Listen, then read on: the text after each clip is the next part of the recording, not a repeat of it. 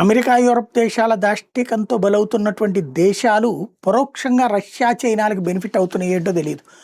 మొన్ననే ఒక ప్రచారం జరిగింది. అది ఎంతవరకు వాస్తవమో తెలియదు కానీ మదురో వెనిజులా అధ్యక్షుడు అని అమెరికా నిర్బంధించే ముందే అక్కడ ఉన్నటువంటి వెండి, వేల కిలోల వెండి, వందల కిలోల బంగారాన్ని రష్యాకి, చైనాకి తరలించేశాడు అన్నటువంటిది. అది ఎంతవరకు వాస్తవమో తెలియదు.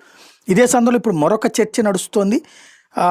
ఇరాన్ కి సంబంధించినటువంటి సుప్రీమో కొమైనీ అజ్ఞాతంలో ఉండటం, ఆయన పరారీలో ఉన్నాడు, రష్యాకి వెళ్ళిపోతున్నాడు అన్నటువంటి ప్రచారం ఒక ఎత్తు అయితే, మాజీ బ్రిటన్ సెక్యూరిటీ మినిస్టర్ టామ్ టుంగ్డే చెప్తున్నటువంటిది ఏంటంటే, భారీ ఎత్తున గోల్డ్ రష్యన్ కార్గోలో ఎయిర్ క్రాఫ్ట్ ఒకటి టెహ్రాన్లో ల్యాండ్ అయింది. అంటే రష్యాకి సంబంధించినటువంటి ఎయిర్ క్రాఫ్ట్ సైనికులు మోసుకెళ్ళేటటువంటి ఏది సైన్యానికి సంబంధించిన మెటీరియల్ మోసుకెళ్ళేటటువంటి ఇది వచ్చేటప్పటికి ఒక విమానం టెహ్రాన్కి వచ్చింది, ఇరాన్కి.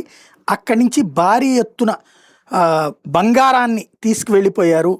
ఇరాన్లో ఉన్నటువంటి బంగారపు నిల్వలు ఏదైతే కొమైనీ వాళ్ళ నిల్వల్ని ట్రంప్ అందుకునే లోపే అక్కడి నుంచి తరలించేశారు రష్యాకి అన్నటువంటి ప్రచారం చేస్తున్నారు.